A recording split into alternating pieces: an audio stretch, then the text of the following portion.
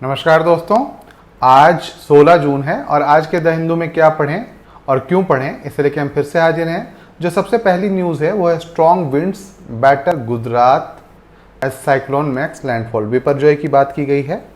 बहुत तेज़ हवाएं चल रही हैं और बहुत पूरे तरीके से पानी भर चुका है और नुकसान होने की संभावनाएं बहुत ज़्यादा हैं। तो ये पढ़ लीजिए। पिछले जो न्यूज़ हैं उसी का अगला भाग है एक तरीके से, ये है ना। इसके बाद अगली न्यूज़ जो है export deep again trade deficit hit 5 month high. जो एक्सपोर्ट है वो फिर से कम हुआ है और ट्रेड डेफिसिट जो व्यापार घाटा है वो फिर 5 महीने के सबसे उच्चतम स्तर पे पहुंच गया है। तो एक्सपोर्ट क्या होता है, ट्रेड डेफिसिट क्या होता है, व्यापार घाटा क्या होता है। जैसे हम बहुत ज़्यादा निर्यात करते हैं या बहुत कम निर्यात करते हैं और बहुत ज़्यादा आयात करते हैं तो निर्यात से हमें कम पैसा मिलता है और आयात में हमें पैसा ज़्यादा लगता है। तो ये इसके जो अंतर होता है उसको ट्रेड डेफिसिट के नाम से हम जानते हैं, है ना।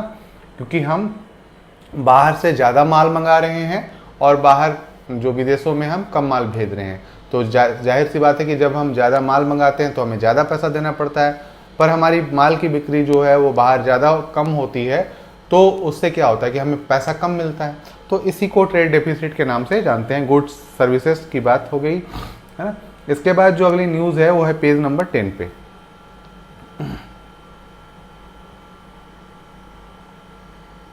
है ना।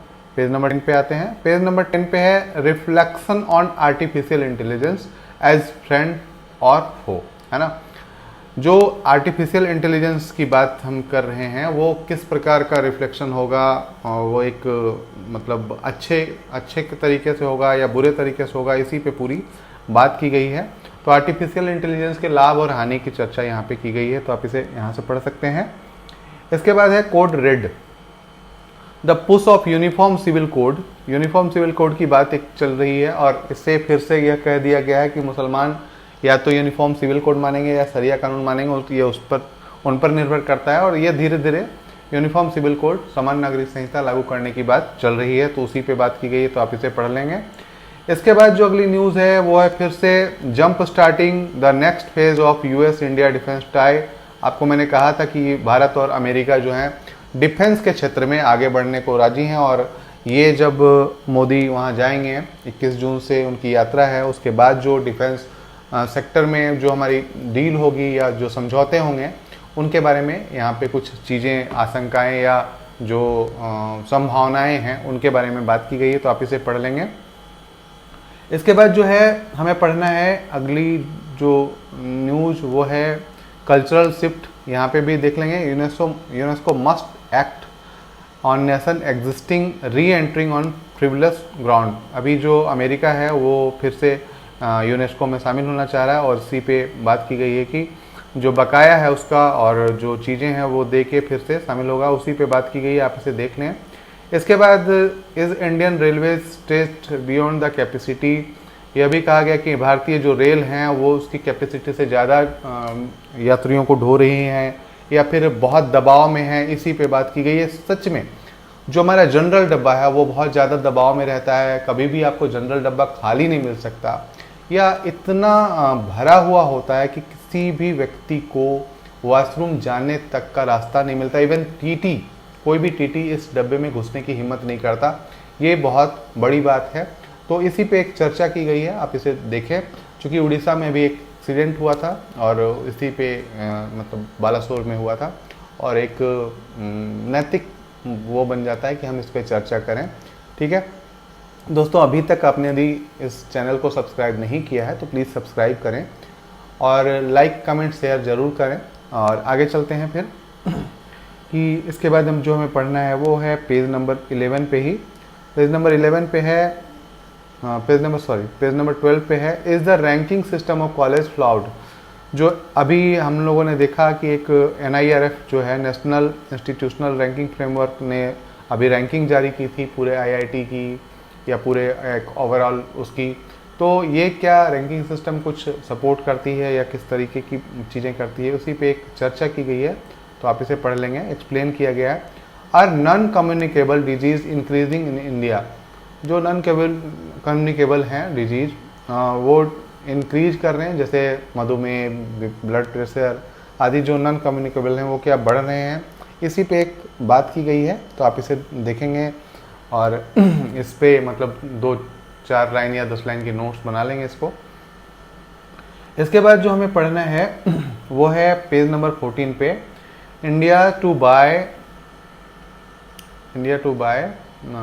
पेज नंबर 14 पे ही है, India to buy 31 MQ-9 Reaper UAV announced during PM US visit.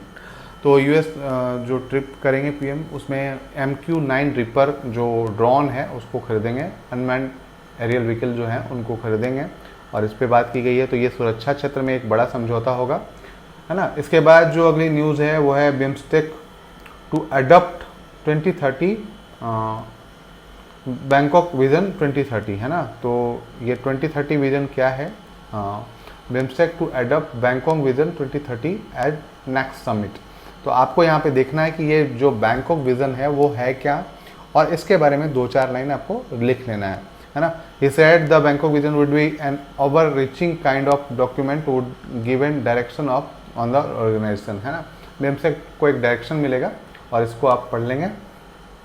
इसके बाद है जो अगली न्यूज़ है 80 कास्ट, है ना, 80 caste to be added central OBC list. जब भी ये इस तरीके की चीज़ें आती है तो एक तरीके से राजनीति पैमाना देखा जाता है, या जो हमें लगता है कि ये राजनीति से प्रेरित घटनाएं हैं या राजनीति से चीज़ें हैं। फिर भी हमें यह देखना है कि किस प्रकार से कास्ट को हम शामिल करते हैं और कौन कौन से कास्ट शामिल हो रहे हैं, किन किन राज्यों से शामिल हो रहे हैं, इसके बारे में थोड़ी जानकारी आप यहाँ से ले लेंगे।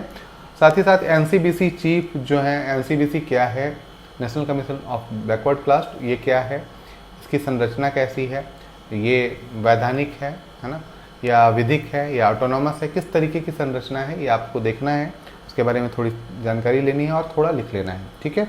इसके बाद जो अगली न्यूज़ है, open market sales food grains stop to contain inflation. Centre ने कहा है कि जो ओपन मार्केट सेल होता है, OMS जिसको कहते हैं, जब क्या होता है कि बफर स्टॉक में सरप्लस हो जाते हैं चीज़ें, गेहूं या चावल का सरप्लस हो जाता है, तो सरकार ओपन मार्केट में उसको बेच देती है उचित कीमतों पर। लेकिन अब जो है इसको बंद करेगी, क्योंकि हो सकता है इन्फ्लेशन आने की संभावनाएं बढ़ रही हैं। इसी के कारण से गेहूं पे भी एक लिमिट स्टॉक लगा दिया गया है। साथ ही साथ अरहर की दाल और उड़द की दाल पे भी एक स्टॉक की लिमिट लगा दी गई है। इसी प्रकार से ओपन मार्केट सेल को भी बंद कर दिया गया है ना। तो ये कदम होते हैं ताकि इन्फ्लेशन मतलब खाद्य महंगाई दर को रोका जा सके, या उन वस्तुओं के कीमतों में बढ़ोतरी को रोका जा सके जो अति आवश्यक वस्तुएं हैं, है ना। तो ये आप देख लेंगे। इसके बाद है Fed talk of more hike not a big risk, है ना, पेज नंबर 18 पे है। फेड टॉक, है ना, फेडरल रिजर्व की बात है। फेड का मतलब फेडरल रिजर्व जो अमेरिका का केंद्रीय बैंक है। यदि ये थोड़ा हाइक भी करता है अपने ब्याज दरों पे तो भारत पे कोई बहुत असर नहीं पड़ने वाला है, ये इन्होंने कहा है, CEO के चीफ हैं जो उन्होंने कहा है। तो इसे आप पढ़ लेंगे। दोस्तों आज के लिए इतना ही है, फिर कल मिलते हैं क्या और क्यों पढ़ने के साथ। धन्यवाद।